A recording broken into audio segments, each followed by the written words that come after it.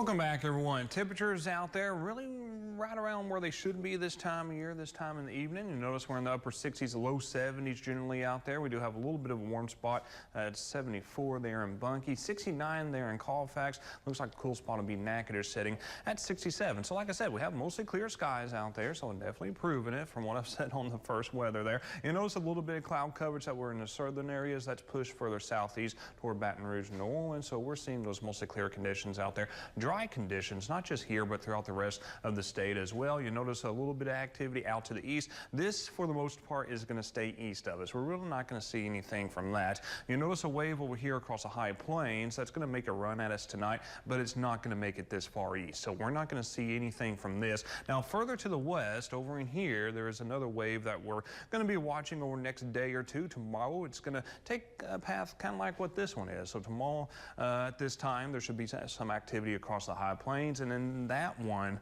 could give us a slim rain chance as we push into Wednesday. Even though it goes in the high plains by tomorrow, it may take another 18-24 hours before it reaches our area, and it will give us at least a slim chance at seeing some showers on your Wednesday. So we'll take a look at the upper levels. You notice as we head on to your Tuesday and Wednesday, you can't really tell in the upper levels there. It's just a very weak disturbance that's going to give us that rain chance there on Wednesday. But you do notice that upper level low pressure starts to form across the southeastern U.S. and another one kind of dips down in here, just forms just an area of low pressure across the southeastern U.S. Above that, you notice the area high pressure that forms, and that's what we call a Rex block, and it's a blocking pattern. And so even though we're in a pretty dry weather pattern for the next few days through the weekend, even in the early next week, until this blocking pattern gets pushed out of the way, the jet stream will eventually do that. But until something makes that budge, we're going to continue to see dry conditions over the area. And the rainfall that would be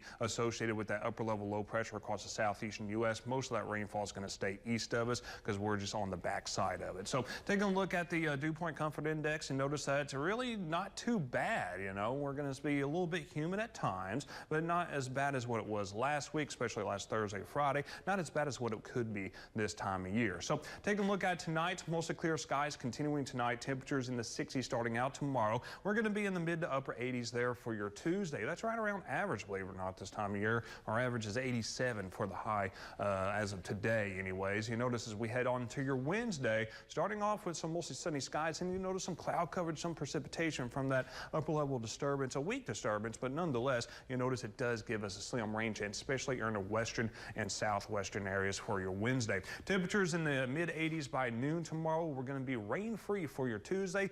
Even on Wednesday, only a 20% chance of activity, maybe slightly higher further to the west-southwest, but here in the metro, about 20%. You notice a stretch of dry weather, though, as we head on to later on this week into the weekend. You notice a couple cool fronts. Maybe it does a little bit with us temperature-wise there for your Wednesday, but especially the second one just doesn't do much for us temperature-wise at all. But it'll continue dry through the weekend. Even as we head on to your Memorial Day, you'll notice that only a 10% chance of precipitation, so continued pretty dry regardless.